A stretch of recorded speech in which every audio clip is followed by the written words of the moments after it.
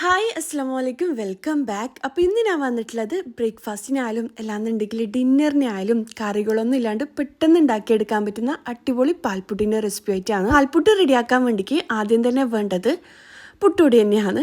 ഞാനിപ്പോൾ ഇതാ 1.5 കപ്പ് പുട്ടുപൊടി ഇട്ട് കൊടുക്കുന്നുണ്ട്. നിങ്ങൾക്ക് എത്ര പുട്ട് വേണോ അതിനനുസരിച്ച് പൊടി എടുക്കാം കേട്ടോ. ഇനിയിപ്പോൾ ഇതാ ഇതിലേക്ക് ഞാൻ ചേർത്ത് കൊടുക്കുന്നത് ആവശ്യത്തിനുള്ള ഉപ്പാണ്. ഇനിയിപ്പം എല്ലാം കൂടി നല്ലോണം മിക്സ് ആക്കിയെടുക്കാം. അപ്പോൾ ഇതാ ഈ സ്പൂൺ വെച്ചിട്ട് തന്നെ ഞാൻ എല്ലാം കൂടിയിട്ട് മിക്സ് ആക്കി എടുക്കലാണ്.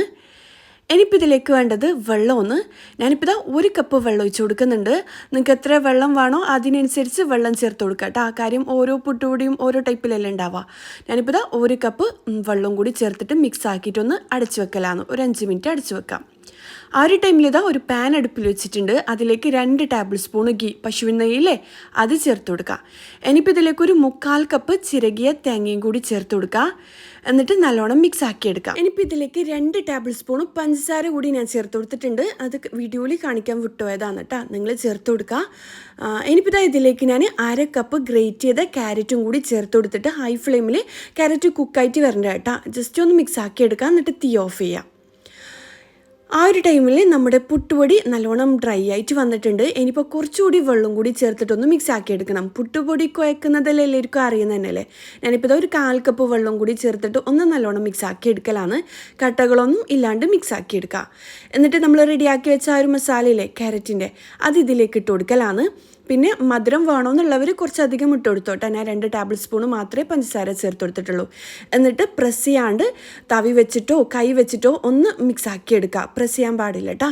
ഇനിയിപ്പോൾ ഇതാ ഇതിലേക്ക് ഞാൻ 1/2 കപ്പ് പാൽപ്പൊടിയും കൂടി ചേർത്ത് കൊടുക്കലാണ്. എന്നിട്ട് കൈ വെച്ചിട്ട് പതിയെ ഒന്ന് മിക്സ് ആക്കി എടുക്കുക. അപ്പം പാൽപ്പൊടിക്ക് പകരം നിങ്ങൾക്ക് വേണമെന്നുണ്ടെങ്കിൽ പാൽ വെച്ചിട്ട് കുഴച്ചെടുക്കുക കേട്ടോ, കുഴപ്പമൊന്നുമില്ല. അപ്പോൾ ഇതാ നല്ലോണം കുഴച്ചെടുത്തിട്ടുണ്ട്. ഇനിയിപ്പം സാധാരണ നമ്മൾ പുട്ട് ചൂടൂലേ, അതുപോലെ ആദ്യം തേങ്ങ ഇട്ട് കൊടുക്കുക, പിന്നെ ഈ ഒരു പുട്ടുപൊടി ഇട്ട് കൊടുക്കുക, എന്നിട്ട് വീണ്ടും തേങ്ങ ഇടുക. അതെല്ലാവർക്കും അറിയുന്നല്ലേ, ഞാൻ ഡീറ്റെയിൽഡ് ആയിട്ട് കാണിക്കുന്നില്ല. പിന്നെ നേരത്തെ പറഞ്ഞ പോലെ പാൽപ്പൊടിക്ക് പകരം നിങ്ങൾ വെള്ളം ചേർത്തിട്ടല്ലേ പുട്ട് കുഴക്കുന്നത്, അതിന് പകരം എന്താ പറയുക പാല് ചേർത്തിട്ട് കുഴച്ചാലും അടിപൊളി ടേസ്റ്റാണ്. ഇപ്പോൾ ഇതാ ഞാൻ പുട്ട് എന്താ പറയുക വേവിക്കാൻ വെച്ച് കൊടുത്തിട്ടുണ്ട്.